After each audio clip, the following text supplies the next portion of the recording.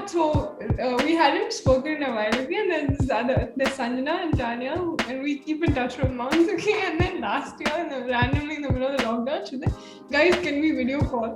And we were like, okay, fine, cool. And she's cut off all her hair. She's just cut off all her hair, macho. She had like I went buzz cut. And then she just got like a guy's haircut. Like, why? It's like, because I was at home and I was bored. I was like, what? You cut it by yourself? Yeah, I buzzed it with my dad's beard trimmer. Why though? Like, I also, is it like an existential crisis or you just wanted a fashion change? Both, a mix of both. I would say a mix of both, like 70-40. Nice. I do that too. There was a running joke in my group that whenever I go through something bad, I just shave my head and deactivate my hands again. Oh, so I'm off Instagram for a year now. That's also a part of my... We're also on that social cleansing, my dude. We're off the gram. Quite a while. Yeah? Yeah. Since when? Prarthana since a few months. Me since the time I came out of my mother. What? That's a very long time. No. Is he kidding? That was your peak point of when you used to use it a lot. Do you remember? Yeah. I was quite... I would Snapchat every like, I'm walking, Snapchat. I'm eating, Snapchat. Quite a Snapchat. Snapchat only particular uses were there for me, but what now like reels? Nothing, Prarthana. A bit Snapchat user, Tanya. What was it that was like? Honestly, I didn't keep streaks though. I don't know if that's a good thing or a bad thing. Because I was, even though I was on, only the time that I was on it, I would like check it. But that doesn't mean like one day I check it. Because for streaks, you need to be consistent every day, right? I'm good. What's up? I slept really late last night. I figured. I think nothing, man. This is what we do for content. We wake you up from your sleep and then we title it having conversation with real humans about the universe. He's the dude from Hangover. That dialogue where he says one man wolf pack and all. Hi, I'm back. What happened, dude? Internet. So we're all wearing black. Guys, did y'all plan this? Yes, we did. Yeah, of course. Kind of wearing teal. It's just that my teal? Yeah. Can we just call it black for now? I was Sure. So what's been up, dude? How's been good, dude. How have you all been? I hope everyone's doing well. Yes. Everyone's safe? It's a question. Yeah. The world around us isn't very safe. You don't stay in Bangalore, do you? No, I'm currently in Bangalore. I'm doing my engineering in Kerala. How is the scene there back in Kerala? It went quite down and then now it's back.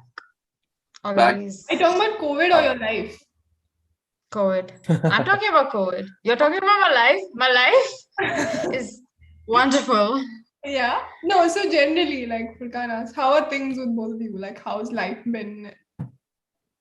I think for me, it's been, I think in a word, it's been convenient because we have like 2 grocery stores inside the apartment, which were very, very thankfully always stocked. So it's also really hard when your life suddenly comes to a full stop. I mean, I'm sure everyone over here had solid plans for like 2021 and 2022 as well. And I don't think that those are happening.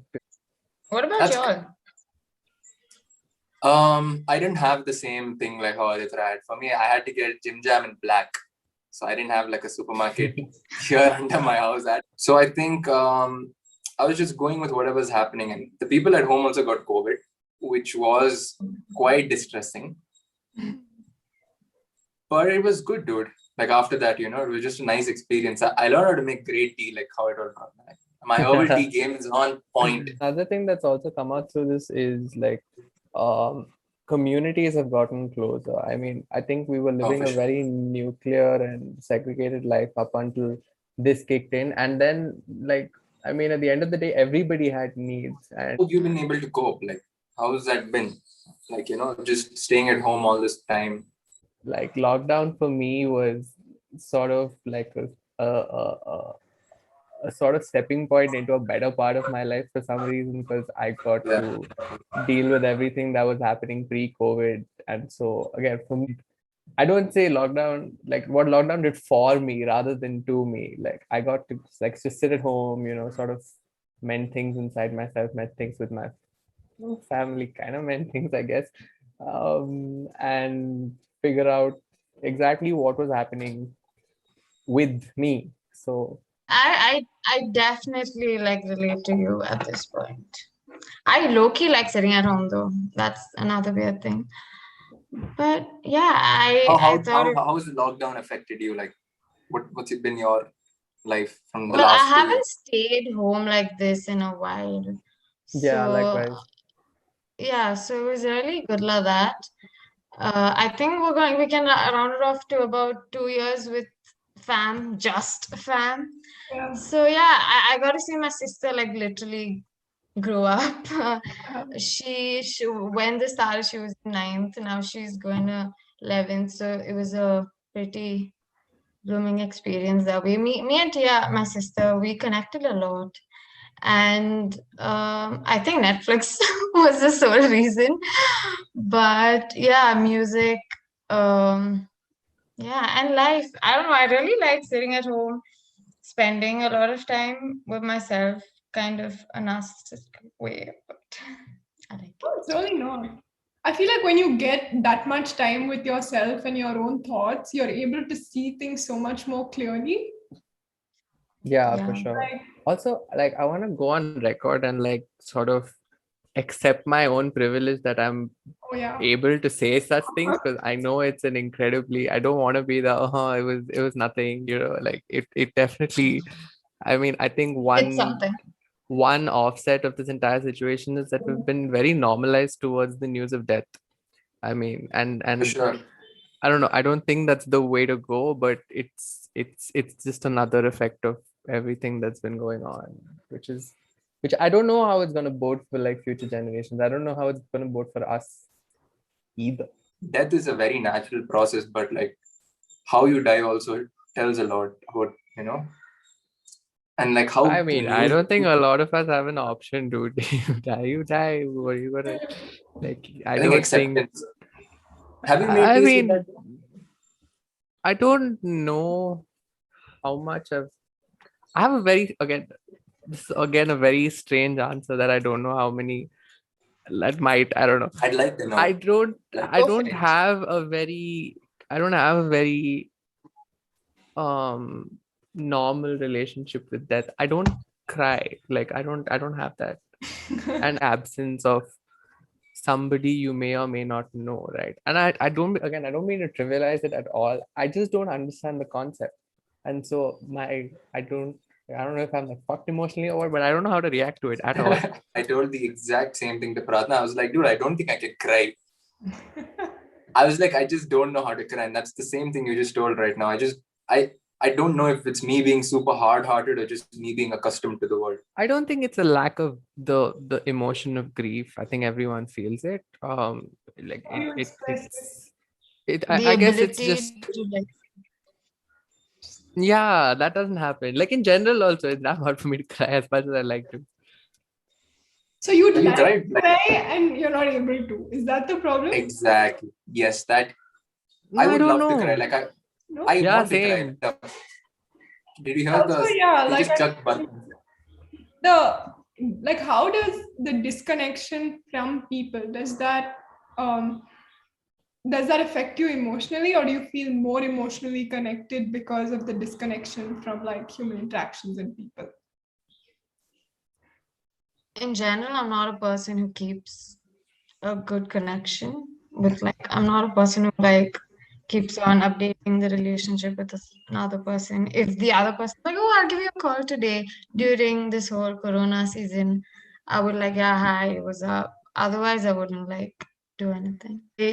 I'm perfectly fine with how disconnected I am, which is Like bad, the good. pandemic hasn't changed much of like your connection or disconnection from people.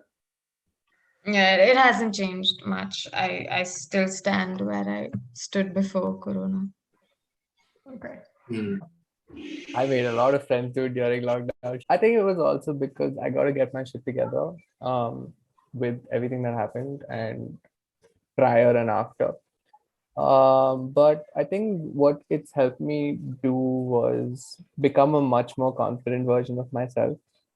And Absolutely. I mean, this is like coming up from like the bare minimum. I couldn't stand in like a social setting for like more than 20 minutes because I was that insecure. You like wherever you work, you meet other people, right? You socialize, you network, then you so that's one huge aspect that's been taken away from most of us. But yeah, I mean, apart from that, I think basically everyone's relationships have stayed the same, and if anything strengthened, because Gotten better, right? everyone's gone through their own share of stuff, and so they've had to they've needed emotional support at a time where giving out emotional support is incredibly hard, because I still think the best form of it is face to face. I think it's a privilege to be sitting at home and attending college. Yeah, sure. Like No, college I has been think fun to go back also. my college is super fun. It's very strict, but it's super fun when it comes. I don't think we can say the same thing. That's the thing. But I also have that. Yeah. Yeah, but it's for me. It's definitely not college. There are other things. Like I like to go to the park and sit sometimes. Like that is Yeah, also dude. not there, bro. Like how how do you keep your headspace clear? I know it's like a time of turmoil and all that. I do meditation in the morning, which sounds very cliche, but yeah, I think sitting outside the balcony is a good place to get my headspace, I guess. And I spend a lot of time away from everything, like just I have like the ukulele, which I haven't learned to play, but strumming that with my own stupid chords, which are wrong, help me. I think honestly, just sitting by myself is the key for Nice. me personally. What about you? I What just about sort you, of Aritra? I think ignore the news sometimes. Do you all do that? Like I just shut off from the news for a bit sometimes because it's like constantly like this many COVID cases, this many, these are the issues, these are the people dying. Sometimes I feel like just disconnecting from it helps me. I shut it off for prolonged periods of time, like not sometimes or a very long time. yeah, Because likewise. if you think about it, if the news is that important, Hmm. it'll reach you. Like and I know this is, like someone would be like, oh, you need to stay updated with everything that's happening. You need to be, you need to know your current affairs, bro. But like, how is that helping you? How is what's happening in the Republic of Congo helping you? Are you contributing to that? Like, I mean, I'm sure you're getting some knowledge out of it, but if it's like deteriorating your mental health, like, what are you going to do about it?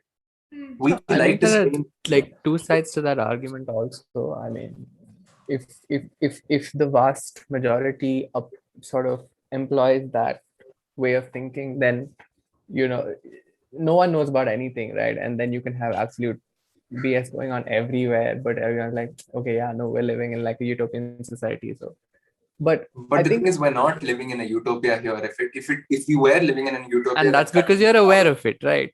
You're right. aware of it, and Yeah. an international level awareness also contributes to the statement you just said, with adds to the force, like the force with which you say it, the emotional force with which you say it, right? um it's because I don't know. It's because there's messed up shit happening in between Israel and Palestine. It's because you have, I think all of us have seen the various political movements that have happened over the course of 1 year, right? In both in our country and outside. It's because you know of those things that that it comes from like a special corner of your heart when you say we do not live in a utopian society. So I mean, completely cutting it off. Um, while it I does wouldn't make say sense from a completely cut it mental off. health point of view, exactly, right? I think it's important also, like, for people to just sort of shut everything off for, like, say 2 hours a day. Shut off your screens, shut off your definitely social media. I think social media is playing a huge part in general mental health deterioration right now, because it's so conflicting. On one story you have urgent beds needed, plasma needed, so and so medication needed, and the whole bullet list that follows. And maybe the next story you turn and someone's just chilling in like Cancun, Mexico, or like I don't know, freaking California, right outside, wherever, and it's a little, I don't know, disorienting. You don't know I agree. what's happening. There's no uniformity. So this is just one instance, of course. I mean, yeah. I mean, when it comes to news, like if you assume like news channels, there are a few news channels that are actually doing a good job. There's this channel called Gyaan, I think.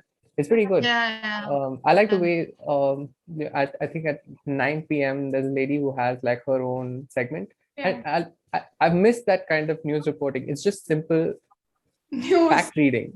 It's nothing. It's no flowers. It's no explosions. It's nothing. It's just simple news reading. It's refreshing almost. I don't think it's necessary for people to cut out news. Like, obviously, I do that, but most people shouldn't. I mean, if you're trying to stay aware, then that's good. But I think at least the majority of news channels don't do a good job in conveying news. And with social media too, like you said, everything is conflicting, and people get political always. I'm sure you've seen it. There are two sides to it. Yeah, One will tell, something's happening. I'm pretty sure it's that red font. I think you know what I'm talking about. That red font where like do this. And on another side, you have something else. And there's no like common ground. There's no confluence. Like, okay, fine, we'll do something. There's just anger. No, Furqaan, though, more than anger, I feel like so much of it is ignorance. Like, for example, you remember what was happening in Kashmir? So what was frustrating me a lot was half of these people, like on these Instagram stories, there were like 6-7 people that had put up really like negative posts about the country itself. So I was like, why are young people from my own country putting up such negative things about our country? So when I texted those people about that post, half of them didn't even know what the actual issue was. So I feel like it was stemming from ignorance. And so I was like, okay, fine. And I made this little video where I put up facts about what actually was happening. And I got so much hate for that, saying, and then I got death threats from like random people. It was really scary. So much of the anger is not anger that is formed by opinions or informed opinions. It's just, okay, everyone's putting this up, and so I'm putting this up too. Do you think there are any pros to it though? I really would like to know. Towards social media? Yeah. I mean, definitely. I think it's a huge tool to earn money today, because I think what it gives you based on your reach is free advertising, and literally free advertising. I mean, you do not need to, if you were setting up a business in 2010, as recent as a decade ago, you'd be like, okay, it's a business, we need billboards, right? I mean, depending on the business, it's either flyers or it's billboards or it's whatever, right? Because you want to get the word out. Basic concept, right? People need to invest in your business for you to make any sort of a profit. I think that cost has been eliminated today, not entirely, but by a large percentage. Then I think somewhere along the way, a lot kicked in, not just any one thing, TikTok. The whole concept of social media is based on your freedom of speech concept, right? Anyone gets to say whatever they want to. It's not something that's going to go away. For sure. But just do what it should do for you, and like no more, I suppose. I have a very, very skewed relationship with it. I do not enjoy it. I'm off Instagram. I mean, WhatsApp, I don't know, social media, I kind of need it for like life. Hi, man. Yeah, and college stuff. But for me, it's important to draw a line. I definitely think it's good. I mean, social media, there are a lot of people from my college itself started these small kind of business or whatever they want to do, or dancing videos, tutorials and stuff. I think it helps reach a lot of people. It's a better networking place. But I think I'm better off without it for some reason. So remember we spoke about Headspace? I feel like that's lost. It's chaotic. Yeah, for me. I mean, absolutely. it's super chaotic for me. I spend a lot of hours too during when I'm on, especially Instagram. I don't know what I'm watching. My explore doesn't even make sense to me. But yeah, so I mean, if I want to like update on people's life, call me, talk to me. I like that. If you want to connect to me, please do it. Other than Basically, it's a personal opinion. It's a personal choice. yeah, How you yeah, choose to regulate it for yourself. And I've had friends also who have told, hey, I'm scrolling on social media mindlessly for 3 hours and I can't do anything about it. And I'm like, I think you can get off it. And he's like, no, I don't think that's the solution. And I think most of the posts, I think human behavior is driven by ego.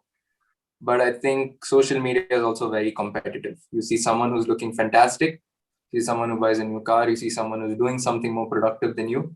You'd want to do that too in some sort of way. You'd be like, oh, I wish I was doing that. And you'd focus less on yourself, which you should be doing. You should be focusing on yourself. And you'd be like, I think I need to do that. So it kind of diverts your mind in some sort of way. Again, this is um, this is my anecdote. I don't expect anyone else to, but I see that more and more people have, more and more people are starting to kind of distance themselves or starting to step away because of the repercussions of social media, obviously. But like Aritra said, that it's fantastic for people who are starting businesses. It's amazing for people who are putting things out, for artists, for people who have food stalls, for people who have thrift shops. It's such a nice way to get your business out for people to talk to. But for a regular dude like me, is it good? Is the feed helping me? I don't know. TikTok's helping me definitely not. What do you think you've learned about yourself during this time?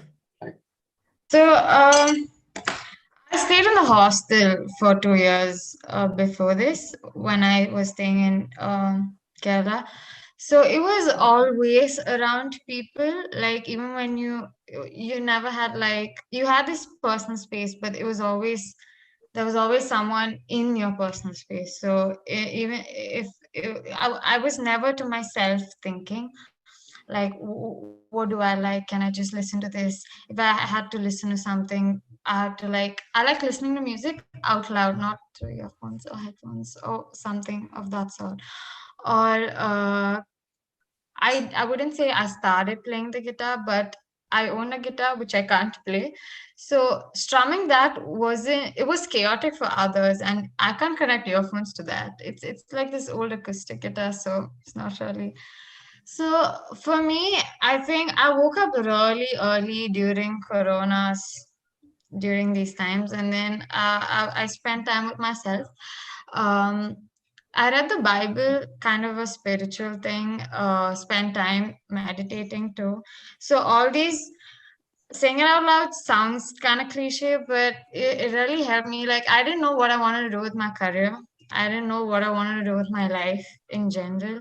And you know what do I stand for? Like where do I stand? Am I insignificant in this world in this 21st century? It was super confusing for me initially. I was in this chaos of a mindset, but eventually it took me around 6 months to be okay with myself.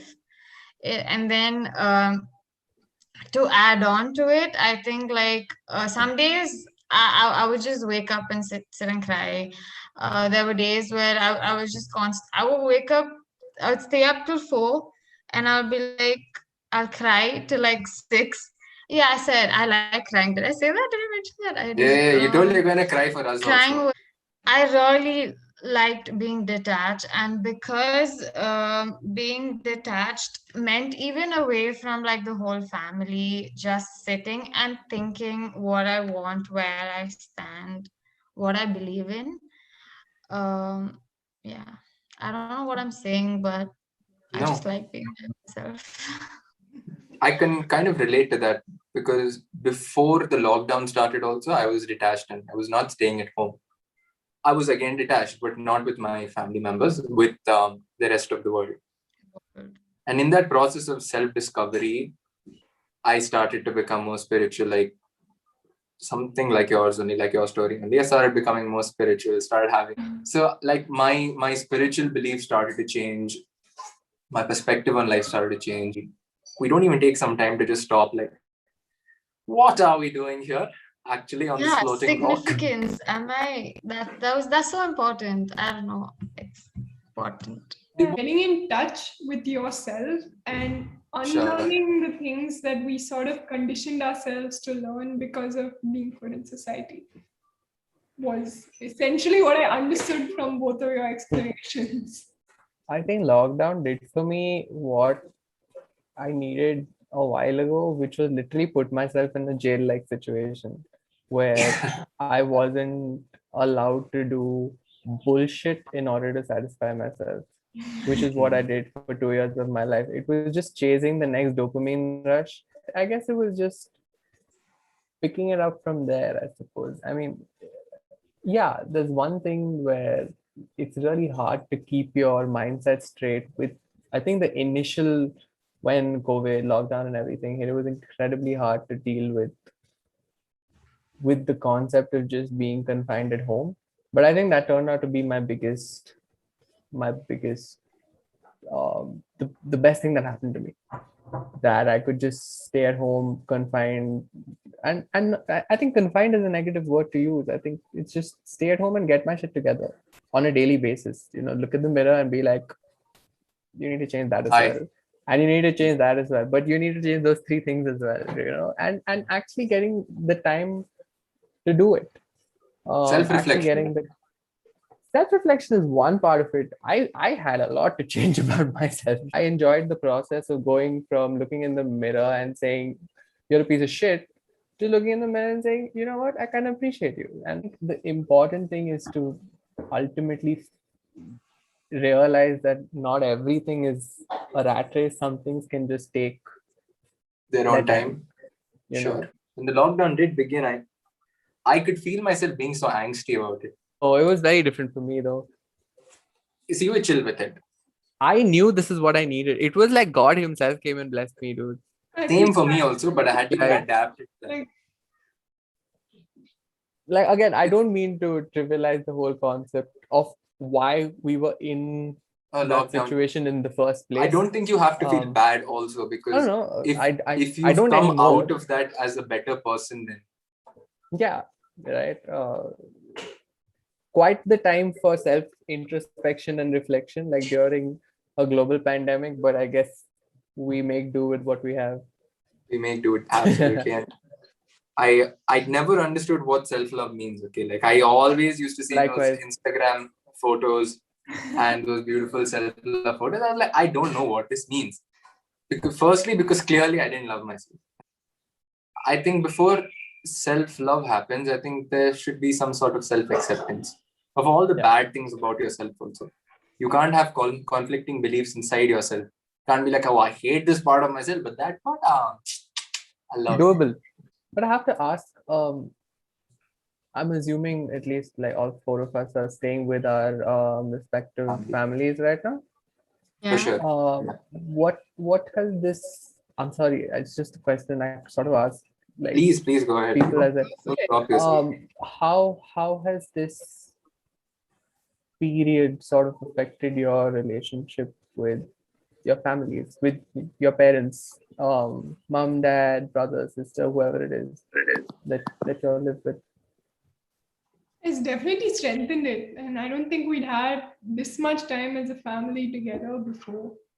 So for me, it really strengthened my equations. That's good.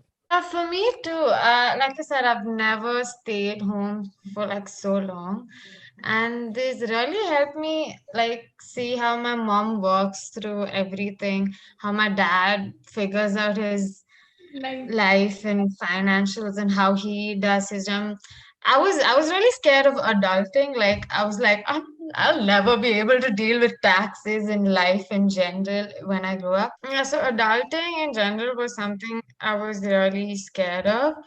And yeah, I think I've lowered down on the hyper me, definitely. And I think a lot of it is part of how my family and how we interact and how I see my sister grow. And it's just me, my sister, my mom, and my dad. It's a small family, but it's so good to be home and just stay here. Like, most of the days I just sleep with my parents because it's so nice. Like, we spend hours talking at night. We watch stupid Netflix movies, and it's just so I find it really refreshing. I don't think I'll ever get this time frame in my entire life to stay with my family like this.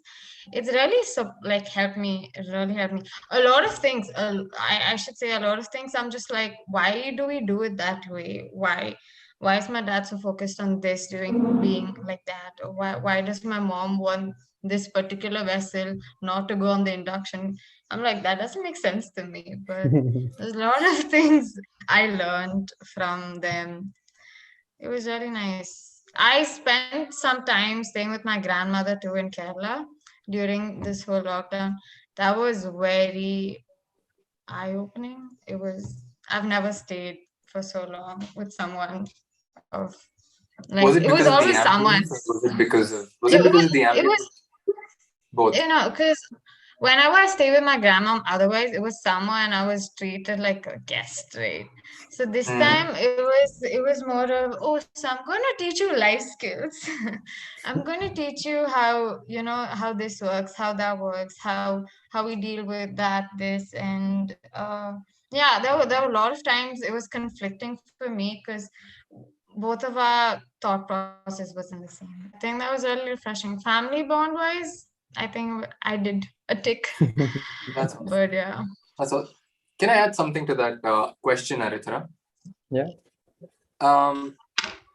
Like, I think what was weird for me was that I was following a more Western mentality. I was like, I have to leave my house at 18, do all of this, and move out. But then I also realized that we're culturally not that. We're very close knitted as a family or as a community or whatever, and our families are very attached to us. So is it okay for me to just abandon my family and just go out, or do I just have an attachment problem? Do I just need my mom to do everything for me? That was something that, so I left, like how most people do. I left. I did go out for some time. I don't think it's necessarily a bad thing to stay with your parents. I personally like to move out. I think what he stopped running away from the issues that I have with my family, and I confronted them for the first time, and that was one of the times I cried this lockdown. It was pretty nice. But yeah, it helped me realize those conversations, those issues helped me realize a lot more about why I behaved the way I did, why I had certain responses to certain events. And so that way it's helped me open up a lot more to myself. Living with them, living with the same baggage, with the same issues that existed from before I'd moved out. So, and because if you continue that Western mode of thought, it's also because after a certain point of time, the parents want to be on their own. They're like, Sure. cool, go live your life. We'll do us now. It's instead of In wine India, it's nights on not like that. You Fridays, have it's to wine stay, your nights children every have to weekday stay with and us. whiskey on weekends.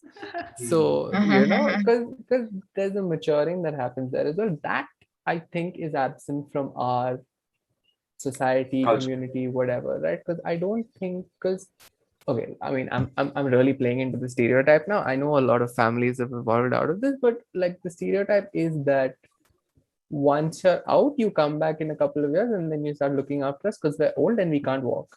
Instead of it being, you know what, we're gonna cycle today, and there's nothing you can do to stop us.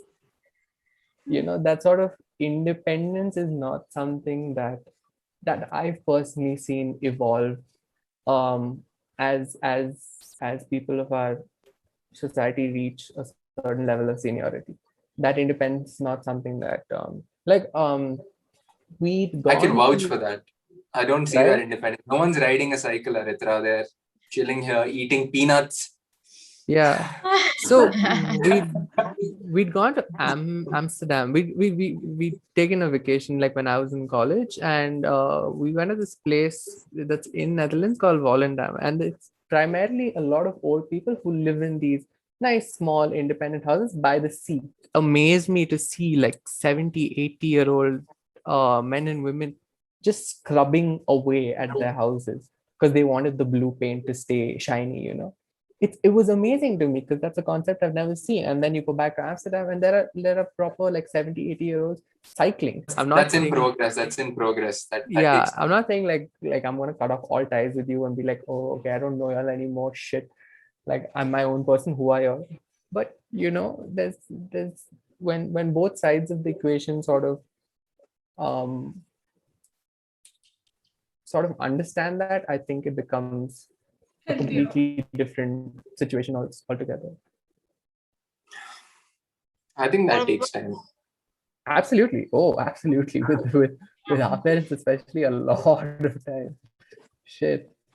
That's why, you know, like my dad's go-to excuse was for like, hey, we're gonna go for a walk. Is like, I'll come tomorrow. And he's not thought of a creative excuse at all for the last 4 years. He's been telling we'll go tomorrow.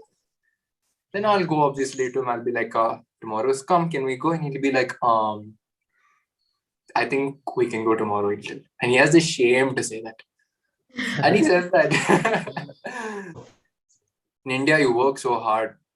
And in the end, you're just like, let me sleep. I don't need to be taking care of my health. No, I just want to sleep. And no one's willing to cycle. No one's willing to do all that. So like a complete shift in mindset has to happen. But I think we will evolve to that eventually. I mean, one can hope.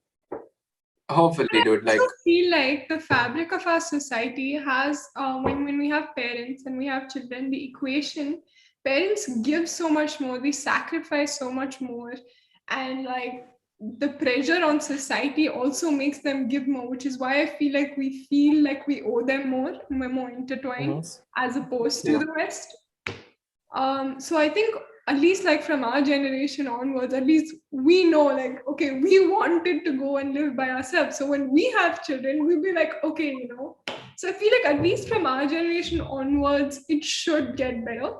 But again, we're talking about the privileged top few percent of people, and we can afford to have these thoughts and these choices. But the majority of our country, which is still middle class, I think they sort of live with it. Like they don't want to break out of it.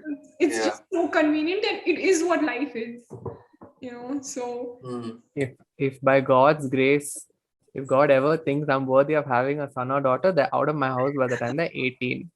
I don't care. I'm gonna book. No, I really wish my parents made me more independent and I could handle my own shit when I was 18, when I couldn't. And it's something that I'm not proud to say that, you know. Like I when I first joined college, I was staying in a PG and I couldn't do it like after a month. I just couldn't. I hated it. And I had the sort of audacity to say I can't do this anymore, but I didn't say it to my parents. I said it to my partner and I started living with her, right? Where everything was taken care of. Because I wasn't raised as an independent kid, dude. I was raised in a pretty like cuddled up situation where everything was taken care of for me. My college applications I didn't do. My CET applications I didn't do. It was just done for me, as much as I would have loved to do it. You know, because like whatever, for example, for whatever reason, I don't understand them. They're done. These are things that were done for me. So I think it's incredibly important. I learned independence by coming back home, which is pretty strange to me. Like I learned to take care of my own shit. I learned to wash my underwear. I learned to cook my own breakfast the way I want it. Because the small things. I think with independence, you start with the small things. Like that's where you begin. Like folding your own blanket, cleaning your own toilet. Yeah. Do your bed after you wake up. You know, it's all a habit I try to follow like every day because I think it's important. Like I'd be doing it if I was living by myself and working right now because no one else would be doing it. I sure as hell wouldn't be paying a maid to do it for like 3K a month because I just don't think it's a worthy investment when I'm able-bodied. I'm just 23. I don't need a maid, right? So yeah, I think it's incredibly important. Like I'm just gonna give my kid a pair of shoes and be like, bye, dude. See you. They'll on the tell other all of side. it, but when the kid comes after 18 years, that like we have the perspective. Now you'll tell, yeah. I'm not saying I'm gonna throw them in the middle No, of no, like a that's how it sounds tiger-infested like. You're island saying and give him after a 18, fork. bye. What if he But says, like, Aritra daddy, I can't wear shoes if he tells? I'll be like, watch me. I'm tying my license. Once I'm gonna teach you. After this, if you can't do it, too bad. Fall That's 3 like the times and learn paradigm. on your Like, own. that's the weird part. Like, as much as we think we're gonna be that, I thought I'd be so many things, but nothing I became. Not in a negative sort. Wait.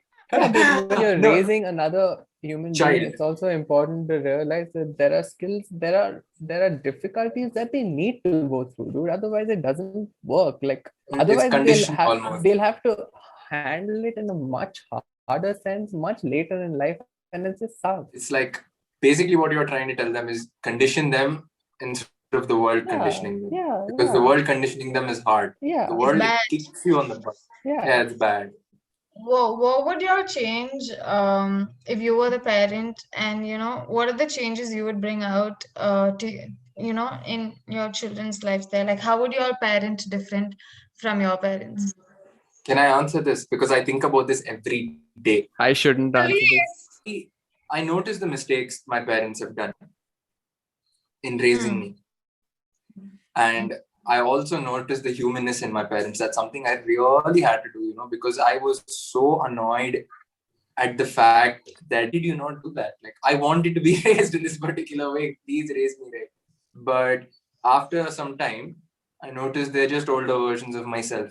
Like I said, my dad eats peanuts and he watches Stranger Things. I see myself in them, and I see myself, doing all of that. So the only thing I would do is break out of that cycle. If I'm raising a son, if I ever have a son or a daughter, the one thing and the most essential thing I would do, teach that son, is to like first of all love himself. No competition, no comparison, no uska beta ye karya, iska Rajesh ka auntie ka bachcha 99% liya, aap kyun 70? None of that. That cut the crap. Like if I'm teaching a child, I will teach him how to be human. I will teach him how to be basic morals, basic characters, honesty, integrity. Just to be kind, to be good. And I think once that happens, life can just take that child, and that I'll just make that boat for him, and I'll be like, go, bon voyage, my wonderful child. The world is yours, because he's set.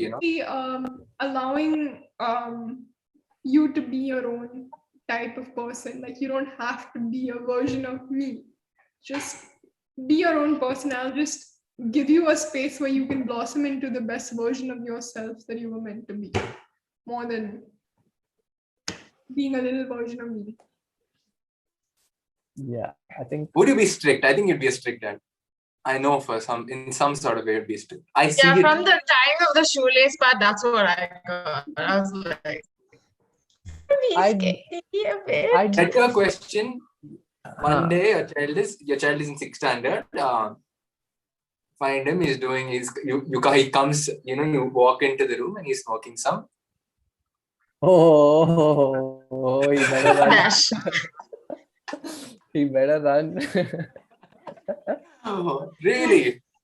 I mean, no. I think that was my parents' approach with me. I think at first try and understand, having done it myself, I try and understand where it stems from. I mean, I think especially at the age of what you're like 11 when you're in the 6th grade, everything you do at that age stems from somewhere. You've seen it somewhere. You've seen it happen somewhere. That's why any habit is formed. You watch your parents do a certain thing, you do it that way. You watch your friends do something that sort of intrigues you, you try it out, right? And I think a good conversation, a good mellow, understanding conversation will ultimately fix it. Will ultimately model his or her behavior to what you think is right. Like I think I had this conversation with someone during the beginning of lockdown, and I was literally like, the biggest blessing that we could have received is if all of our respective parents took like a psych test to determine if they were worthy of being parents.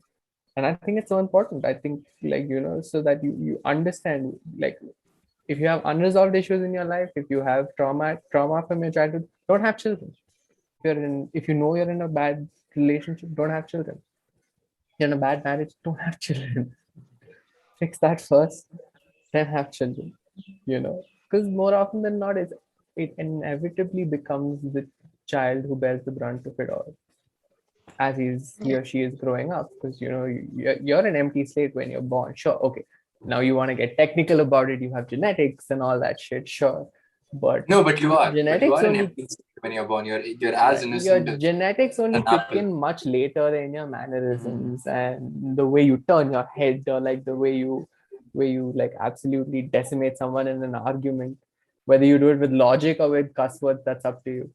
But you like what you're not responsible for the events around you, at least till you're like what, 14, 13, 15. So at that point, the only impression you can have is of what you see around you on a daily basis. Um, the first time I was introduced to pornography was in the 6th grade, because the dude sitting next to me in the internet cafe in the library was watching it like straight up. And I was like, what? I was like, okay. Yes, that was my Right. introduction to sex education too. Like that's how I got introduced Right? to it. Everyone has their own story with it. Library? We had an internet room in our library. The friend was really like a legend. That's all I can tell. Oh yeah, that dude was something. I'm not gonna go down that lane of history right now. Thing that you do as a kid is something that you get from the interactions you have with your building friends or your teachers or whatever it is, right? And in that mix, if you're in a family that's conflicted, if you're in a family that's More turmoil on turmoil that's on turmoil. not doing well, it doesn't bode well eventually. If I caught I'd change everything. if I caught my son doing drugs, I'd do it with him and I'd put a scary movie once that he never does it again. Give him a bad. Yeah, I no, suppose that's that would good. work in some cases, but No, that's the obviously important thing is not reacting to it in a way where your child would never come back and talk to you about it again. Oh yeah, dude. I actually haven't thought about it, but I think conversation is key to any relationship, like not just kids in general. Yeah, absolutely. So I mean, I'll definitely, I think with my kid, I would definitely try to like talk, as cliche as the next statement's gonna sound, be their best friend. No, But it's I incredibly try. important. Yeah, because there's been times when I can't like really say something to my like parents, like something like sometime down in 8th grade. And I was gonna sound very stupid, but I was like, I think I'm suicidal. In 8th grade, I thought I was suicidal. And then I spoke to my mom about it, and my mom's just like, you're just overthinking. It's okay. But because of that conversation, it was really like uplifting for me. I think I wasn't really suicidal, I was just sad. But yeah, but I think conversation is key. And I think over this period of corona, that's one thing I've been able to do a lot. Otherwise, every conversation I had with my parents when I was in the hospital was through the phone, and it was very quick. It was like, what did you eat? What did you do? That, this, that, and then it was just done with. But now it's in depth. It's like uh, we talk about, homophobia. Are they homophobic? What's the scene? How do they deal? Like, what if I had a gay kid? I'm not saying I've like got to a place where I've convinced them that you need to attend my gay kid's wedding. My friends, like when my friend came over, we spoke about a lot of stuff. I think speaking is key. So I think there's been times, I think, from 8th to like 10th, when communication wasn't like at its peak. But I feel like talking really helps sort things out. I would talk a lot to my kid from a very young age. Like, even if I think reassurance about little things makes a lot of effect. So yeah. Wow. My point is, talk to your kid, guys. That's life lesson. That was amazing. So, from the lockdown, to being better, to self-love, to self-growth. I think this has been like the best episode of our thing because it was obviously, it is, first of all, because Aritra obviously has a very special place in my heart. He's Seriously, I low-key ship them now. They're so cute. Thank you so much. Brothers for life. Fact. Like, But like, the thing what I've understood is that even though we can't meet, that was something Prarthana and I wanted to do. We were like, can we not have something so mechanical? Can we have a conversation with people? Can we speak to them? That was yours. Okay, so I have to tell you this. No, it was ours. Like, it was both of ours. No, okay, fine. Yeah. It was both of us only. But credit goes to him because You're bullying her to say this. No. Yeah, a little bit. No, but seriously, I was more like, I think we need to have a structured conversation. I feel like it might get awkward. What happens if it get awkward? Furqaan's like, you know what, rather than just chill for a bit, let's just have a normal conversation where it's not like put on and we're not like asking questions, expecting answers. And I think that really worked. Honestly, I genuinely felt like I connected with both of you. Like, Aritra has not met Tanya, I haven't met Tanya, Prarthana hasn't met Aritra, Tanya, we're like random people. I'm grateful for all of you all to like be here to even speak with us. Thank you for